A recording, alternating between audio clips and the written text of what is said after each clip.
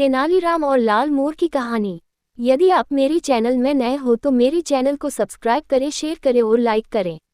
धन्यवाद। विजयनगर राज्य के राजा थे कृष्णदेव राय, जिन्हें पशु पक्षियों के साथ साथ अद्भुत और अनोखी चीजों का भी बहुत शौक था।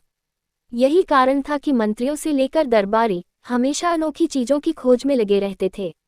वे उन अनोखी चीजों को देकर न सिर्फ महाराज को खुश करना चाहते थे, बल्कि उनसे उपहार और पैसे ऐंठना भी उनका मकसद था। एक बार की बात है, महाराज का एक दरबारी उनको खुश करने के लिए एक अनोखा लाल रंग का मोर रंगाई करने वाले से रंगवा कर लेकर आया। वह दरबारी उसे सीधे महाराज के पास ले आया और बोला, महाराज, मैंने यह अनोखा मोर मध्य प्रदेश के घने जंगलों से मंगवाया है। महाराज ने भी उस मोर को देखा और वो आश्चर्यचकित हो गए।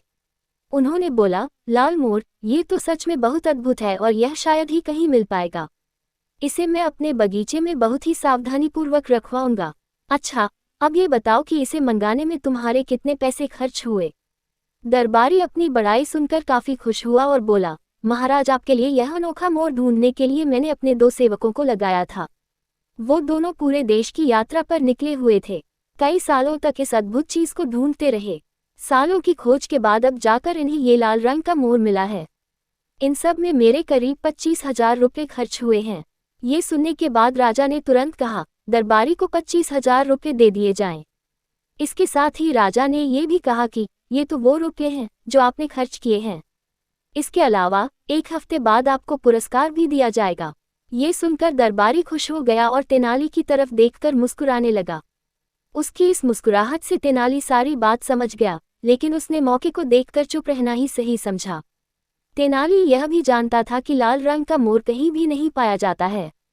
वो समझ चुका था कि ये दरबारी की कोई चाल है। उसके अगले ही दिन तेनाली ने उस रंगाई करने वाले व्यक्ति को ढूंढ निकाला जिसने मोर को लाल रंग से रंगा था।